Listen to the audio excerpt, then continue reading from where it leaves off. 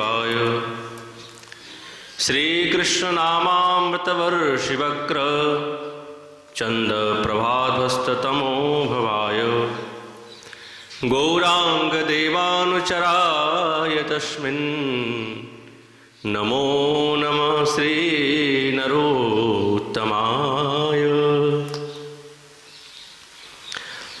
कलियुग पावनवतार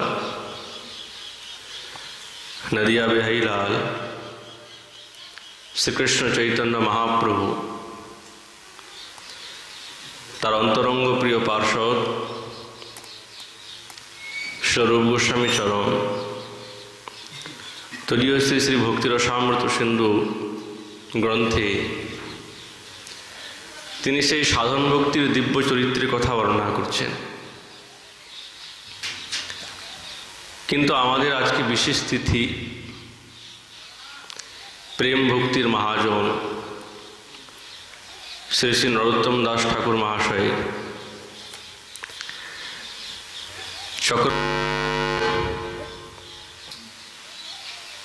তার দিব্য স্তুতিতে বলছেন, শ্রীকৃষ্ণ নামামৃতবর্ষি বক্ত্র চন্দপ্রভাধ্বস্ততমো ভবায় গৌরাঙ্গ দেবানুচরায় তস্মিন নমো নমঃ শ্রী নরোত্তমায়। সাক্ষাৎ গোবিন্দের দিব্য নাম এবং সেই নামরূপী অমৃতকে যিনি সর্বদা বর্ষণ করেন, এমন যার বক্ত্র মানে মুখমণ্ডল। কেবল তাই নয়, বলছেন চন্দ্রপ্রভাধ্বস্ততমো ভবায়, তার মুখমণ্ডলীর দিব্য শোভা, সেই মুখমণ্ডলীর সাক্ষাৎ চন্দ্রস্বরূপ। যেরকম চন্দ্রের উদয় হলেই তার আভাতে সমস্ত তম অন্ধকার দূরীভূত হয়, সেই রকম সাক্ষাৎ নরোত্তম দাস ঠাকুর মহাশয়ের দিব্য জীবন লীলাবলী যদি হৃদয়ের মধ্যে উদয় হয়, তমো ভবায়, ভব মানে সংসার, অন্ধকার রূপী সংসার থেকে এবং সেই দুঃখালয়ম শাশ্বতম সংসারম, সেই সংসারের দুঃখকে ধ্বস্ত করতে যিনি সমর্থ, এমন যে সাক্ষাৎ গৌরাঙ্গ সুন্দরীর অনুচর প্রিয়জন নিত্যানন্দ প্রভুর দ্বিতীয় কলিবর, সেই নরোত্তমায় নরোত্তম ঠাকুর মহাশয়কে নমো নমঃ সকলেই বন্দনা করি।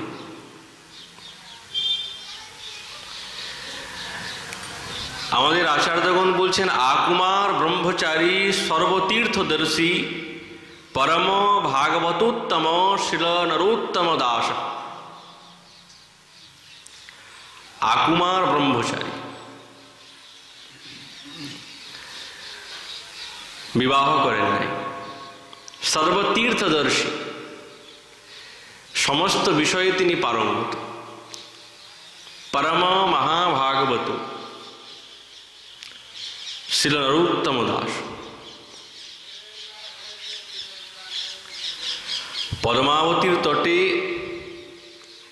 গোপালপুরের রাজা শ্রীকৃষ্ণানন্দ দত্ত, মায়ের নাম নারায়ণী দেবী, একমাত্র পুত্র সন্তান লাভ করেছেন,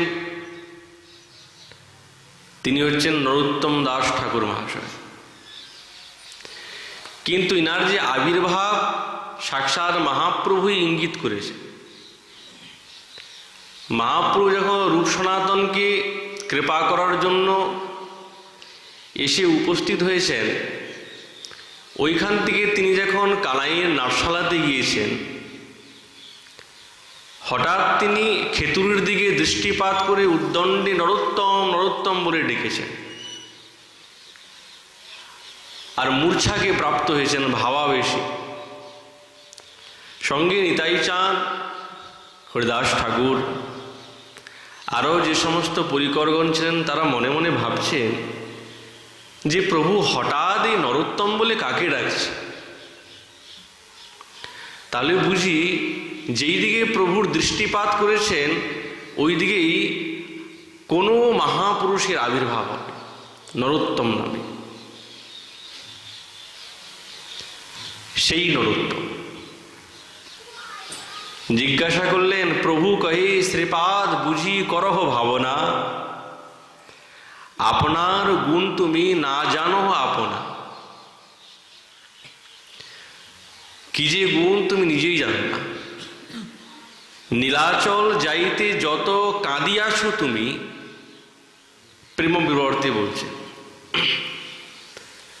প্রভু যখন সন্ন্যাস গ্রহণ করে যখন নীলাচলে চলে যাচ্ছেন, নিতাইচাঁদ এত প্রেমে আকুল হয়ে গেছেন, এত কেঁদেছেন, ভাষায় ব্যক্ত করা যাবে না।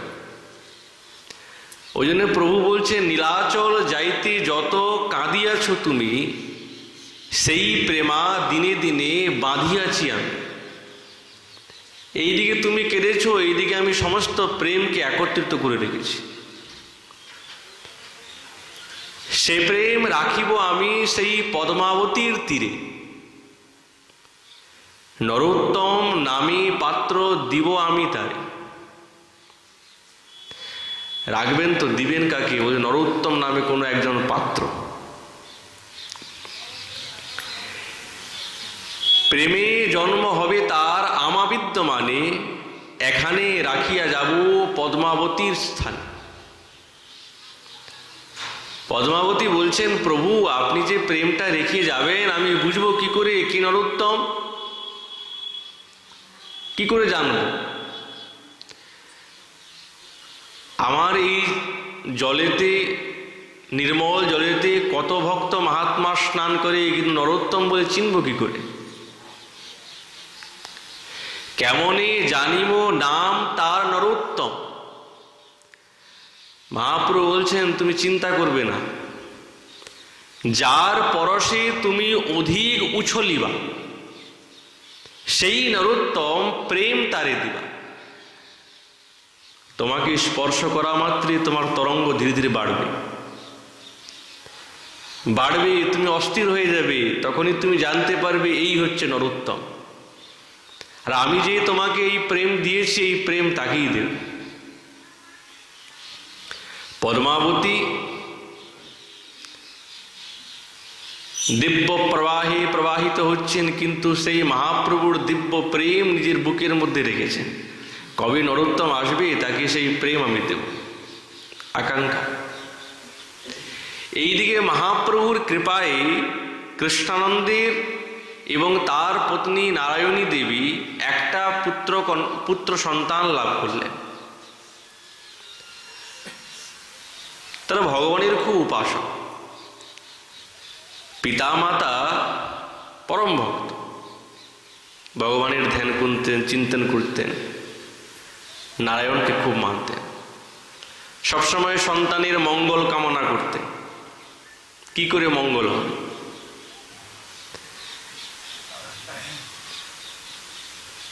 নরোত্তম ধীরে ধীরে হামাগুড়ি দিতে আরম্ভ করেছেন, চূড়াকরণ হলো। ধীরে ধীরে শিক্ষার জন্য গুরুকুলে পাঠিয়েছেন। এত মেধাবী, গুরুদেব যাই বলেন সঙ্গে সঙ্গে কণ্ঠাকর, দ্বিতীয়বার আর পড়তে হয় না। অল্পকালের মধ্যে ব্যাকরণ, কাব্য ইত্যাদি সবকিছু শিখে ফেললেন। পণ্ডিত মশাই বলছে, মহারাজ তোমার সন্তান তো বড় বিদগ্ধ, পাণ্ডিত্য লাভ করবে, যা দেখলাম, যা বিদ্বান, একবার বললে সব হৃদয়ঙ্গম করে নেয়, আর বলতে হয় না দ্বিতীয়বার। ধীরে ধীরে ধীরে ধীরে সমস্ত শাস্ত্রবিদ্যা লাভ করলেন।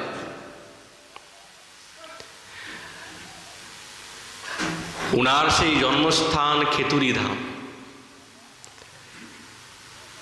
কিন্তু ওইখানে একজন বিপ্র ব্রাহ্মণ প্রবর থাকতেন, বড় গৌরাঙ্গ সুন্দরীর প্রিয়জন, এবং প্রত্যহ মহাপ্রভুর কথা চিন্তন এবং তার লীলাকথন বর্ণনের মত্ত থাকতেন। নাম তার কৃষ্ণদাস।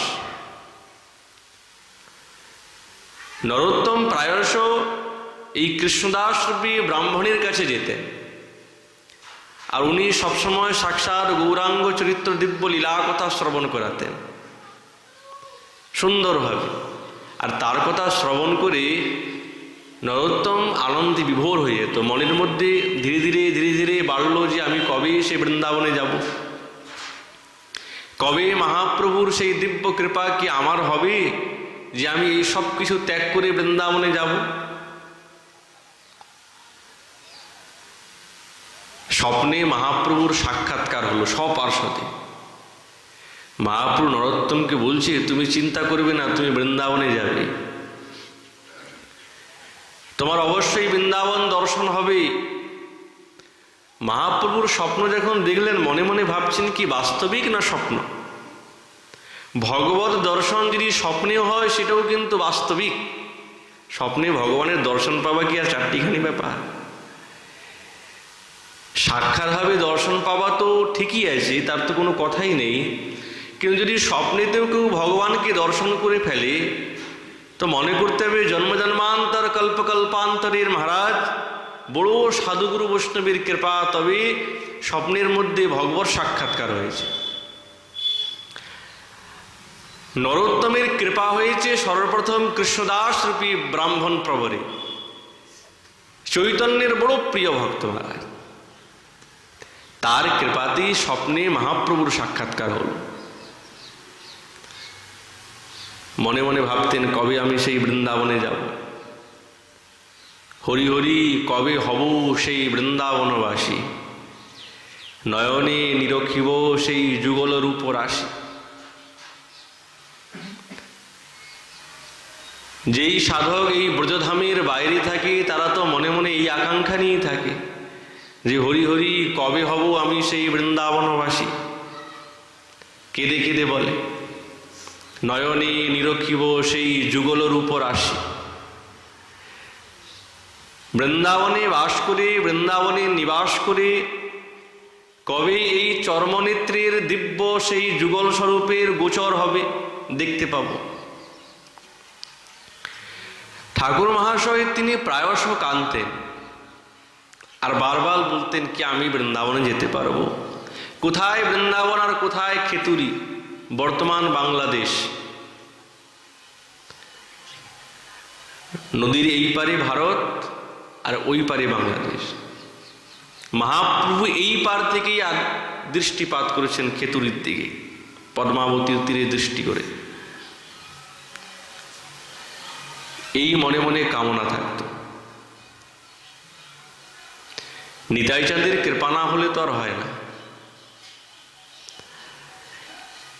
আর যেখানে তিনি প্রেম পেয়েছেন সেটি হচ্ছেন প্রেমতলী।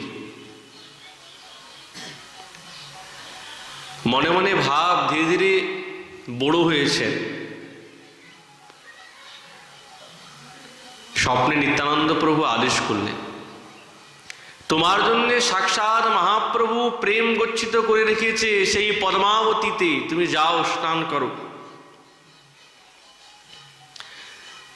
নরোত্তম প্রাতকালে উঠে যেন নতুন সকাল দেখছে। পদ্মাবতী তীরের দিকে দৌড়াতে আরম্ভ করেছে। প্রভু যখন বলেছেন তো বাস্তবিক কথা। যখনই পদ্মাবতীর তীরে এসে উপস্থিত হয়েছেন, তীরে আসা মাত্রই স্পর্শ করেন নাই, কেবল দূর থেকে দেখা মাত্রই পদ্মাবতী দেখুন দেখছেন, বাহ এত বড় প্রেমিক, এই প্রেমিককে দর্শন করা মাত্রই তো আমার হৃদয়ে উত্তাল এসে উপস্থিত হয়েছে। ঠাকুর মহাশয় তিনি যখন সেই জলকে আচমন করলেন এবং স্নান করলেন, তাহলে তার কোনো কথাই নেই। স্পর্শ করা মাত্রতেই পদ্মাবতীর জল তরঙ্গ দিব্য রূপে বারবার উচ্ছ্বাস প্রাপ্ত হচ্ছে।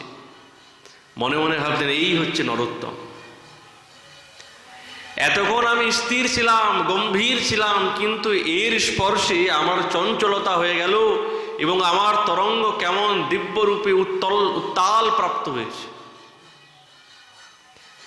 ইনাকেই প্রেম। সমস্ত প্রেম মহাপ্রভু যা দিয়েছিলেন ঠাকুর মহাশয়কে সমস্ত প্রদান করলেন।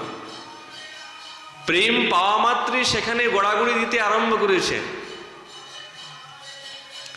নিতাই চাঁদ যত কেঁদেছেন সেই প্রেমটাকে গচ্ছিত করে কতটা সম্পুট হবে, সেই প্রেম ঠাকুর মশাই হৃদয়ে সঞ্চার করলেন। এখন সম্পূর্ণ প্রেমময় হয়ে গেছে, প্রেম ছাড়া আর কিছুই নেই। উত্তাল নৃত্য করতে আরম্ভ করেছেন, এইদিকে গড়াগড়ি যান, ওইদিকে যান, কখনো মূর্ছা।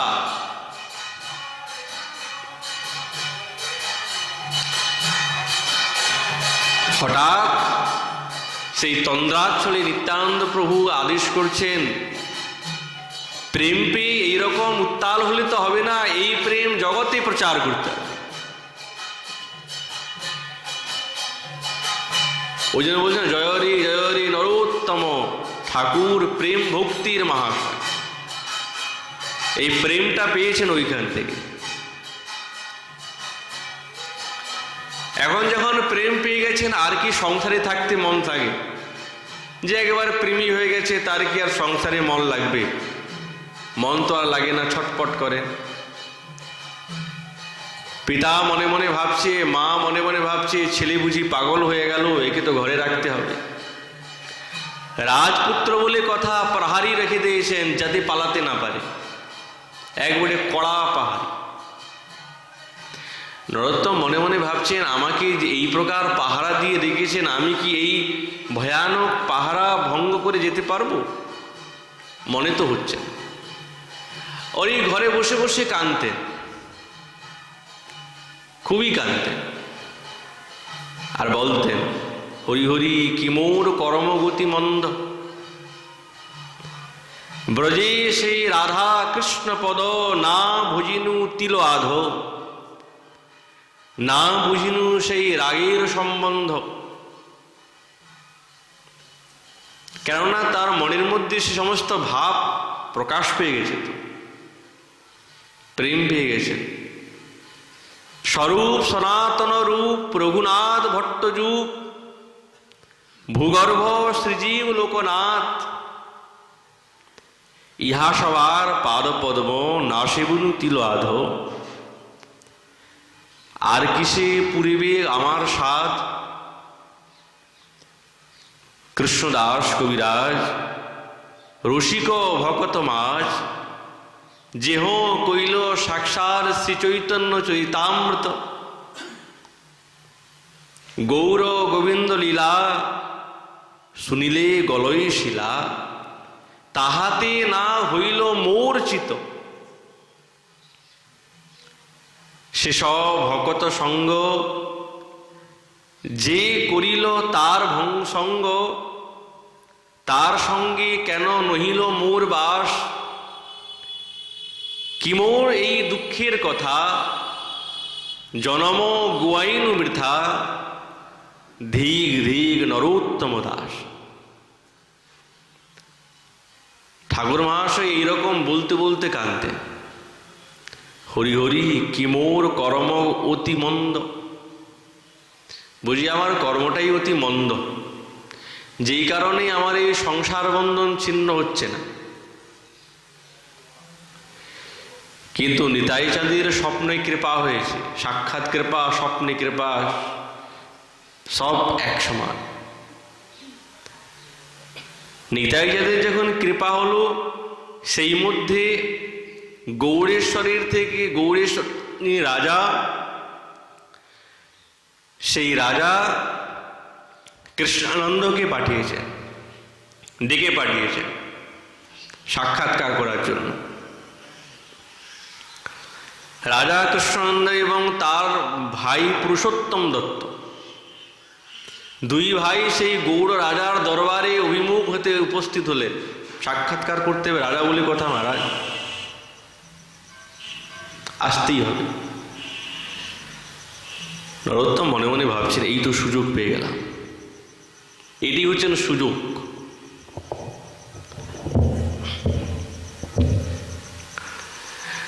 কিন্তু যাব কি করে, এত তো পাহাড়ি আছে।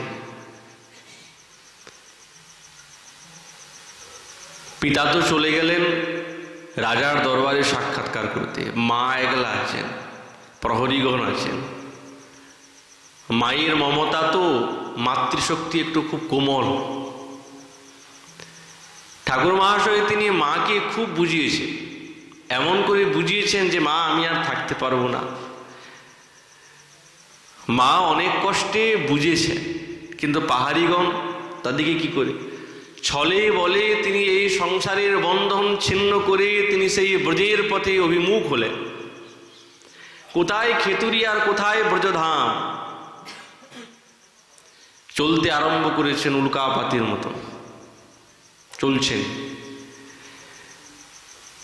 বঙ্গদেশ অতিক্রম করেছেন, ঝাড়খণ্ডের পথ দিয়ে তিনি এই উত্তরপ্রদেশের সীমাতে ভাগলপুরের জঙ্গলে প্রবেশ করে আসছেন। পথের মধ্যে যা পাচ্ছেন তাই ভোজন করছেন, কিন্তু মনের মধ্যে বড় আনন্দ যে ব্রজে যাচ্ছি, ব্রজে যাচ্ছি, এইটি সবচেয়ে বড় আনন্দ। বাকি সব আমাদের যে পথের মধ্যে ভোগ, সেই দুঃখগুলো আর দুঃখ মনে হয় না, কেন মূল বস্তু তো আনন্দ। তিনি এসে উপস্থিত হয়েছেন, দ্রুত চলছে। কয়েক মাস অতিক্রম করার পর, বনপথ অতিক্রম করার পর, পর্বত নদী এই সমস্ত অতিক্রম করার পর তিনি এই ব্রজধামের নিকটে এবং সীমাতে প্রবেশ করছেন। সেই সময় ব্রজের এবং বৃন্দাবনের পথিকরা অনেকেই আসতেন, তাদের সঙ্গ ধরলেন, জিজ্ঞাসা করছেন এইটাই কি বৃন্দাবনের পথ? হ্যাঁ, আমরাও তো বৃন্দাবনে যাচ্ছি, চলো। তাদের সঙ্গ যখন ধরেছেন, তারা নিত্যানন্দ প্রভু গৌরাঙ্গ সুন্দরীর দিব্য লীলা কথা, রূপ সনাতনের দিব্য কথা, তাদের চরিত্র বর্ণনা করছে, বলতে বলতে চলছে। নরোত্তম তাদের এই দিব্য মুখামৃত শ্রবণ করে ভাবে ভোর হয়ে গেছে, বাহ, প্রভুর এত গুণগান, এত সৌভাগ্য আমার, দেখো কেমন পথিক তাদের দিব্য কথা শ্রবণ করছে। চলতে চলতে শাক পাতা ভিক্ষা করেন, খান, ভোজন করেন, কিন্তু নরোত্তমের দিব্য শোভা এবং রাজ স্বরূপের এবং রাজ দেহের একটা আলাদা পরিপাটি আছে, দেখলেই বোঝা যায় মহারাজ না, এ কোনো রাজকীয় সন্তান, দিব্যতার জ্যোতি। আর একেই মহাপ্রভুর দিব্য প্রেম পেয়ে গেছে হৃদয়ে সম্পূর্ণ। তারা দেখে মনে মনে ভাবছে, এই কুমারকে দেখে মনে হচ্ছে কোনো রাজপুত্র হবে, যা এত শোভা, এত দিব্য জ্যোতি। চলো তুমি আমাদের সঙ্গে চলো, আমরাও সেই বৃন্দাবনের পথে যাচ্ছি। বৃন্দাবনের পথে আসার জন্য ক্ষুধা তৃষ্ণা নিবৃত্তি হয়ে গেছে, কিন্তু পথে পথে যে যা দেয় সেটাই তিনি ভক্ষণ করেন। একটাই চিন্তা যে ব্রজে গিয়ে মহাপ্রভুর নিত্য পরিকর তাদের সঙ্গে সাক্ষাৎকার করার সৌভাগ্য আমি পাব, এটি হচ্ছেন সবার থেকে শ্রেষ্ঠ আশাটা।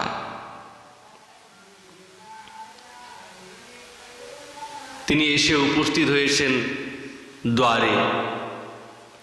এইদিকে পূর্বের থেকেই খবর দিয়ে দিয়েছেন যে নরোত্তম আসবে। আকুল বিকুল হয়ে গেছেন, তো সেই সময় তিনি যখন এসেছেন, রূপ গোস্বামী পাদ, সনাতন গোস্বামী পাদ, তারা কিন্তু নিত্যলীলাতে প্রবেশ করেছেন। কি আকাঙ্ক্ষা, কি কান্না, নরোত্তম আসবে। গোবিন্দের দর্শন করার জন্য এসে দাঁড়িয়েছেন দ্বারে। গোবিন্দের দিব্য রূপ দেখে নরোত্তম একবারে ভুলুণ্ঠিত মূর্ছা হয়ে গেলেন। সেখানেই শ্রীনিবাস আচার্য প্রভু ছিলেন। তিনি দেখলেন এই সুকুমারকে, যে এই দিব্য রূপবান প্রভুর দিব্য রূপ দেখে মূর্ছাকে প্রাপ্ত হয়েছে, শুশ্রূষা করলেন, নিয়ে আসলেন শ্রীজীব চরণে। জীব গোস্বামী পাদ তাকে নিজের নিকটে রেখেছেন, দীক্ষা নেবেন। মহাপ্রভু পূর্বেই আদেশ করে দিয়েছে শ্রীল লোকনাথ প্রভুকে যে নরোত্তম যাচ্ছে, প্রেমের স্বরূপ, তুমি কিন্তু তাকে দীক্ষা দেবে। কিন্তু এই দিকে পণ করেছেন তিনি যে আমি কাউকে দীক্ষা দেব না। কিন্তু মহাপ্রভুর আদেশ তো, মহাপ্রভুর কথা কি তিনি ফেলতে পারবেন? জীবসাই পাদ বলছেন, যাও, তোমার জন্য প্রতীক্ষা করছেন সে লোকনাথ প্রভু, তার কাছে গিয়ে দীক্ষা গ্রহণ করো। সেই সময় লোকনাথ প্রভু তিনি ওমরাইয়েতে ভোজন করতেন, অনিকেতন বাস। তিনি কোনো কুটিয়া বা কোনো মঠ মন্দির তৈরি করলেন নাই। প্রেমে এবং বৈরাগ্যের চরম সীমাতে চলে গেছেন। এমন বৈরাগী, একটা কুটি পর্যন্ত নির্মাণ করলেন না। সাক্ষাৎ স্বরূপ, যুগল স্বরূপ এসে উপস্থিত হয়েছেন রাধা বিনোদী লাল।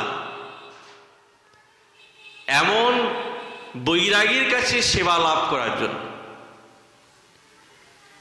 মাধুর্যের সেবাতে ভগবান অতি প্রসন্ন হয় ঐশ্বর্যের থেকে। প্রভু আপনি এসেছেন, আমি কি সেবা করবো? আমার কাছে তো কিছুই নাই। বলছে তোমার কাছে যা থাকবে তুমি তাই দিয়ে সেবা করবে। তোমার প্রেমটাই হচ্ছে আমার কাছে সর্বসর্বা। রাধা বিনোদী লাল, ছোট্ট রাধা বিনোদী লাল, কিশোরী কুণ্ড আছে যেখান থেকে কিশোরীজি প্রকটিত হয়েছে। তিনি সেই রাধা বিনোদী লালকে নিজের গলায় ঝুলিয়ে রাখতেন, ছেঁড়া বস্ত্র, ছেঁড়া পরিধান, কিন্তু নিত্য নিরন্তর তার মুখে দিব্য হরিনাম গুণগান। আর নিজের হৃদয়ে ঝুলিয়ে রাখতেন ছোট্ট রকম ঝোলা তৈরি করেছেন, আর ঝোলাতে সেই যুগল স্বরূপকে ঝুলিয়ে রাখতেন। আর উনি দিব্য সেই গাছের তলায় বসে ভজন করতেন, কাঁদতেন, আর চোখের জলে যুগল স্বরূপ ভেসে যেত। এটা তো চোখের জল নয়, সাক্ষাৎ প্রেমামৃত। রাধা গোবিন্দের প্রতি তার যে প্রেম, সেই প্রেম এই নেত্রদ্বন্দ্বের দ্বারাই বহির্গত হয়ে আর সেই রাধা গোবিন্দকে বিপরীতে অভিষিক্ত করেছেন, স্নান করিয়ে দিচ্ছেন। আর যেন রাধা গোবিন্দ লাল গোপীনাথ সাক্ষাৎ তারা দিব্য এই স্নান করে আনন্দে মত্ত হইতেন। বাহ, স্নান তো হয়েছে, কিন্তু এমন স্নান হয় নাই। যদি কোনোদিন ঝঞ্ঝাবাতে বৃষ্টি হতো, নিজে ওই বৃষ্টির মধ্যেই বসে বসে ভজন করতেন। ঠাকুরকে কোথায় রাখবেন?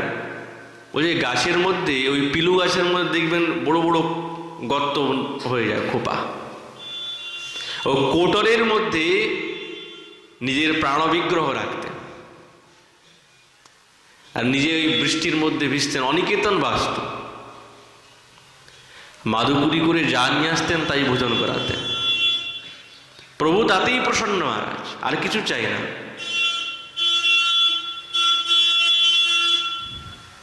কিছুই চাই না।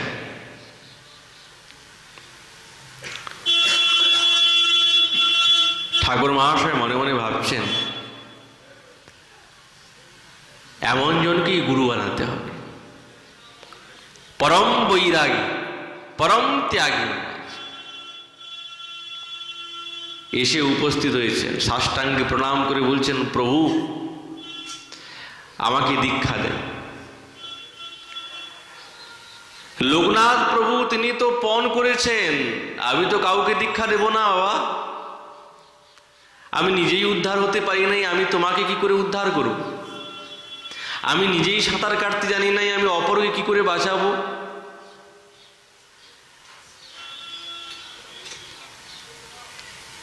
গুরুদেব হওয়া বড় সহজ, কিন্তু গুরুদেব হয়ে গুরুত্বকে পালন করা বড় কঠিন মহারাজ। যতক্ষণ শিষ্যকে উদ্ধার না করতে পারছে ততক্ষণ নিস্তার নাই। গুরুত্ব হওয়া বড় কঠিন ব্যাপার। আমি নিজেই তো উদ্ধার পাইনি বাবা, তোমাকে কি করে উদ্ধার করব? যিনি এত বড় সাধক, যিনি সাক্ষাৎ মহাপ্রভুর প্রিয়জন, এমন বিরহে তিনি ছিলেন, এত বিরহ কেউ সহ্য করতে পারে নাই। মহাপ্রভুকে সাক্ষাৎ করার জন্য সে লোকনাথ প্রভুপাদ তিনি কেমনভাবে দৌড়াতে আরম্ভ করেছেন প্রেমে। তিনি যখন দক্ষিণ ভারতে গেলেন, দক্ষিণ ভারতে যাওয়ার পথের মধ্যে শুনলেন প্রভু তো চলে গেলেন বৃন্দাবনে। আবার সেইখান থেকে দৌড়ে আসলেন মহারাজ শ্রীক্ষেত্রের দিকে। শ্রীক্ষেত্রে যখন আসলেন সঙ্গে সঙ্গে কেউ বলল তুমি তো প্রভু দর্শন করার জন্য এসেছো, তিনি তো বৃন্দাবনের পথে গেলেন। লোকনাথ প্রভু আবার সেই বৃন্দাবনের পথে দৌড়াতে আরম্ভ করেছেন। মনে মনে ভাবছেন বা যেই দিকে যাচ্ছি সেই দিকে যেন সমুদ্রের জল শুকিয়ে যাচ্ছে। বলছি আমার ভাগ্য নাই। মূর্ছা প্রাপ্ত হয়ে গেছে। বৃন্দাবনের পথে এসে যখন কোনো পথিক বললেন যে মহারাজ তিনি তো চলে গেছেন, ফিরে গেলেন। আজকের মতন নাকি যে টিকিট কাটলাম মহারাজ দক্ষিণ ভারত পৌঁছে গেলাম, আবার টিকিট কাটলাম মহারাজ শ্রীক্ষেত্রে পৌঁছে গেলাম, আবার ওইখান থেকে টিকিট কাটলাম বৃন্দাবনে পৌঁছে গেলাম। বড় কষ্টের পথ, পায়ে হেঁটে হেঁটে যেতে হতো। কোথায় দক্ষিণ ভারত, কোথায় শ্রীক্ষেত্র, কোথায় বৃন্দাবন, তিন দিক। আর আজকের মতন পথও তো ভালো নয়, সেই সময় বনের পথ। তাহলে কতটা প্রেমী কিনারা। মহাপ্রভু বলছেন তুমি এইরকম দৌড়াদৌড়ি করলে হবে না, তুমি বৃন্দাবনেই থাকো, তোমার কাছেই তো আমি আছি, তুমি কোথায় খুঁজছো আমাকে, আমিও তোমার কাছে। এই আশা নিয়েই তিনি এই বৃন্দাবনে ওমরাই ভজন করছেন। বনের মধ্যে পণ করেছেন কোনো শিষ্য বানাবো না, এত বড় সিদ্ধ যিনি, সাক্ষাৎ মহাপ্রভুর প্রিয়জন পরিকর। কিন্তু যিনি গুরু করবেন, যিনি শিষ্যত্ব স্বীকার করবেন সেও কম না। তিনিও পণ করেছেন যদি গুরু বানাতে হয় তাহলে ইনাকেই গুরু বানাবো মহারাজ। তার জন্য যদি আমাকে আবার জন্ম নিতে হয় তবু নেব, কিন্তু ইনাকেই গুরু বানাবো। এইরকম শিষ্য যদি না হয় আর এরকম গুরু যদি না হয় তাহলে কি গুরু শিষ্যে মেল হবে? হবে না। যদিও হয় তাহলে প্রেমের বিন্যাস হবে না। গুরুদেবের কাছে, গুরুদেব তো সাক্ষাৎ প্রেমের মূর্তি, শিষ্য তো রিক্ত স্থান, পাত্র। শিষ্য কি? পাত্র। আর গুরুদেব হচ্ছেন প্রেমের মূর্তি। সেই প্রেমের মূর্তি সম্পুর থেকে সেই পাত্রের মধ্যে প্রেম আসবে। এটি হচ্ছেন গুরু শিষ্যের সম্বন্ধ। নরোত্তম বলছে আমি যদি গুরু বানাতে হয় তো ইনাকি বানাও, আর কাউকে না। কিন্তু উনিও পণ করেছেন আমি শিষ্য বানাবো না। প্রভু বলছেন আমি তো উদ্ধার করতে পারবো না কাউকে।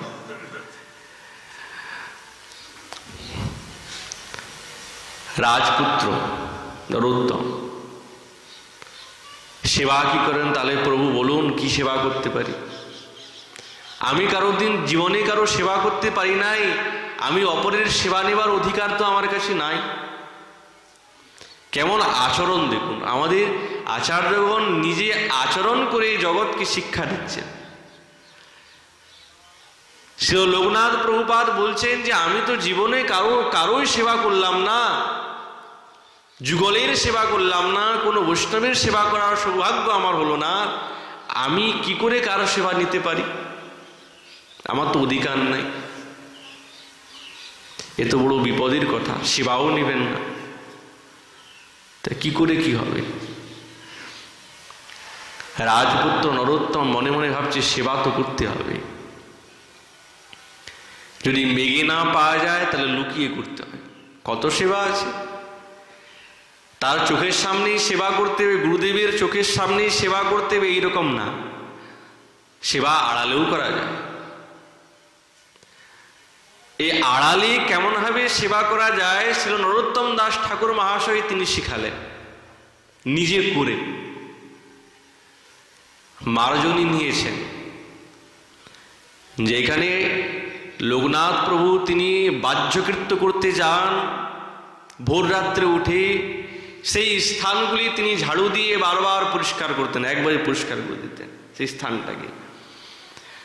পরিষ্কার করার পর সেই বেজনীকে বুকের মধ্যে ধরে কাঁদতেন কি, হে বেজনী, তোমার তো বড় সৌভাগ্য, যদি আমি এই মানব দেহ না পেয়ে তোমার মতন এই ঝাড়ু হতে পারতাম তাহলে বুঝি আমার জীবনটা সার্থক হতো। এই বুকের মধ্যে নিয়ে কাঁদতেন আর সেবা করতেন প্রত্যহ। লোকনাথ প্রভু মনে মনে ভাবছেন, ভোর রাত্রিতে আসি, বাহ্যকৃত্য করি, এমন নগণ্য কৃত্য এবং নীচ কৃত্য করছে কে? বাহ্যকৃত্যগুলি পরিষ্কার করছে কে? আমাকে এমনভাবে অপরাধী করছে অলক্ষ্যভাবে। একদিন তিনি কি করেছেন, আরো ভোর রাত্রে উঠেছেন, দেখি কে করে। দেখছেন কি আশ্চর্যের বিষয়, নরোত্তম, রাজপুত্র নরোত্তম, তিনি সেই বেজনী নিয়ে সেই স্থানটাকে পরিষ্কার করছেন, জল ছিটিয়ে দিচ্ছেন, একবারে পরিষ্কার। আর করে দেখলেন যে ঝাড়ুটাকে বুকের মধ্যে নিয়ে খুব কাঁদছেন, গড়াগড়ি দিচ্ছেন। কে গুরুদেবের কি আমার প্রতি কৃপা হবে না? লোকনাথ প্রভু আর থাকতে পারলেন না এমন সেবার পরিপাটি দেখে। সেবা অভিলাষ মাগে নরোত্তম দাস। সেবার মধ্যে এমন ক্ষমতা আছে না, এই সেবাতে সর্বসিদ্ধি পাওয়া যায়, সেবাতেই গুরুদেবের কৃপা পাওয়া যায়। অন্য কোনো বস্তুর দ্বারাই গুরুদেব এবং বৈষ্ণবের কৃপা পাওয়া যায় না, এই বিষয়ে কোনো শাস্ত্রে কোনো বেদে উল্লেখিত নাই। ঠাকুর মহাশয় তিনি যখন সেবা করলেন, সেই সেবাতে সন্তুষ্ট হয়ে গেছেন। লোকনাথ প্রভু তিনি বলছেন, রাজপুত্র নরোত্তম, তুমি রাজপুত্র হয়ে এই মেথডের কাজ করছো, এত নীচ কৃত্য, তুমি আমাকে অপরাধী বানালে। নরোত্তম সাষ্টাঙ্গে চরণ ধরে বললেন, গুরুদেব আপনি কৃপা করুন আমাকে, না হলে বাঁচা বড় দায়। তার সেবাতে সন্তুষ্ট হয়ে গুরুদেবের পণ ভঙ্গ হয়ে গেল। না, তোমাকে দীক্ষা দেব নরোত্তম, তোমাকে আমি দীক্ষা দেব, তোমার প্রতি আমি সন্তুষ্ট প্রসন্ন। যাও যমুনাতে স্নান করো। বৃন্দাবনে পাঠালেন। যমুনাতে স্নান করলে নিভৃত নিকুঞ্জের মধ্যে সেই অষ্টাদশাক্ষর মন্ত্র এবং গোপাল মন্ত্রের দ্বারা দীক্ষা প্রদান করলেন। কেবল কি দীক্ষা, এবং রাগ মার্গীয় যত ভজন সিদ্ধান্ত সম্পূর্ণ রূপে ব্যক্ত করলেন এবং কৃপা করলেন। আর আদেশ করলেন, তুমি মহাপ্রভুর দিব্য প্রেম এবং বিগ্রহ তুমি প্রকাশ করবে। আদেশ করলেন, গুরুদেবের আদেশ, তোমার দ্বারাই প্রচার হবে। কিন্তু তুমি তো শাস্ত্রজ্ঞ, কিন্তু হলে হবে কি, বৈষ্ণব শাস্ত্রে যথার্থ জ্ঞান নাই তোমার। তাহলে গুরুদেব কি করতে হবে? শ্রীজীব গোস্বামী পাদের হাতে তুলে দিলেন, আপনি এই শ্রীজীবকে নিজের শিষ্যত্ব স্বীকার করে আপনি সমস্ত শাস্ত্র অধ্যয়ন করান। শ্রীজীব চরণ তিনি হচ্ছেন সিদ্ধান্তে প্রবীণ মহারাজ, তার মতন সিদ্ধান্তি এবং বৈয়াকরণিক ব্রহ্মাণ্ডে কেউ নাই। ভারতভূমির তো দূরের কথা, এই ব্রহ্মাণ্ডে এত বড় পাণ্ডিত্য নাই, তার সামনে টিকার মতন ক্ষমতা কারণ নাই। রূপ সনাতন গোসাইপাদ, রঘুনাথ দাস গোসাইপাদ, গোপাল ভট্ট গোসাইপাদ যে কোনো গ্রন্থ যখন নির্মাণ করতেন, সঙ্গে সঙ্গে সেই গ্রন্থ শ্রীজীবের হাতে তুলে দিতেন যে তুমি এই গ্রন্থটা দেখে কোথায় ভুল, কোথায় ঠিক, কোথায় ছন্দ আছে ঠিক না ভুল আছে একটু দেখে দাও। তাহলে কতটা ভরসা করতেন, কতটা ভরসা করতেন। কেন বলছেন? তারা জানতেন যে এর মতন বিদ্বান নাই, পণ্ডিত নাই। তো তার কাছে শিক্ষা লাভ করা মানে চারটিখানি কথা, এটা গুরুদেবের কৃপাতে তার সান্নিধ্য লাভ। আর সেই সময় শ্রীনিবাস আচার্য প্রভু তিনিও শিক্ষা লাভ করছেন। যেহেতু তিনি বড় গুরু ভাই, ওই জন্য বড় গুরু ভাইকে গুরু রূপে স্বীকার করতেন। তারপরেই কিছুদিন পর বঙ্গদেশ থেকে দুঃখী কৃষ্ণদাস শ্যামানন্দ প্রভু এসে উপস্থিত হলেন। এই ত্রিবেণী সঙ্গম, তিনজনে বড় পণ্ডিত মহারাজ। যেমন এরা বেদ শিক্ষা লাভ করলেন, সমস্ত বৈষ্ণব শাস্ত্রের অধ্যয়ন, ষড়দর্শন ইত্যাদি, তখনই শ্রীজীবচরণ তিনজনকে তিনটি উপাধি প্রদান করলেন।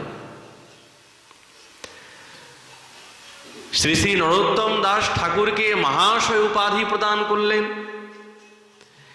এবং শ্রীনিবাসকে আচার্য উপাধি প্রদান করলেন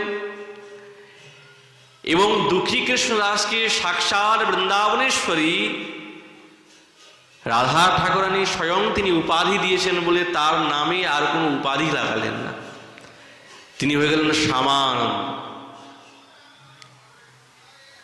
এই তিনজনের মনে বড় আকাঙ্ক্ষা যে আমরা এই ব্রজে বাস করে দিব্য এই রাধা গোবিন্দের লীলা মাধুরী আস্বাদন করব, ভজন করব, এই আস্বাদনে ডুবে যাব। কিন্তু শ্রীজীচরণ তিনজনকে ডেকে বলছেন, শোনো, প্রভুর বড় ইচ্ছা তোমাদের দ্বারাই হবে।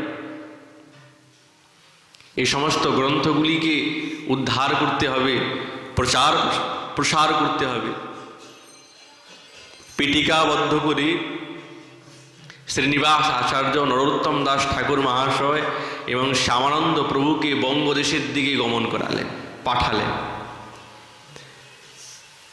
সেই সময়ে বনবিষ্ণুপুরে গ্রন্থ চুরির বিষয় আছে। শ্রীনিবাস আচার্য প্রভু তিনি এই গ্রন্থের খোঁজে সেইখানেই রয়ে গেলেন। নরোত্তম দাস ঠাকুর মহাশয় শ্যামানন্দ প্রভুকে তারা বড় দুঃখী, কাঁদতে কাঁদতে বলছেন, তোমরা যাও, গ্রন্থের যদি আমি সন্ধান পাই তোমাদেরকে অবশ্যই জানাবো। শ্রীনিবাস আচার্য প্রভুকে এখানে রেখে তারা চলে গেলেন বঙ্গদেশে, আর বঙ্গদেশে অনেক প্রচার প্রসার করলেন। এই প্রকার ছিল নরোত্তম দাস ঠাকুর মহাশয়ের দিব্য চরিত্র। তো শেষ করতে পারলাম না। তো তিনি এই বঙ্গদেশে প্রচার করছেন, ওনাকে প্রচারের মধ্যে রেখেই আমাদের ওনার দিব্য চরিত্রাবলী এখানেই বিশ্রাম করি। মহাপ্রভুর কৃপা হলে ওনার দিব্য চরিত্র আগামীকাল বর্ণনা হবে। নিতাই গৌর।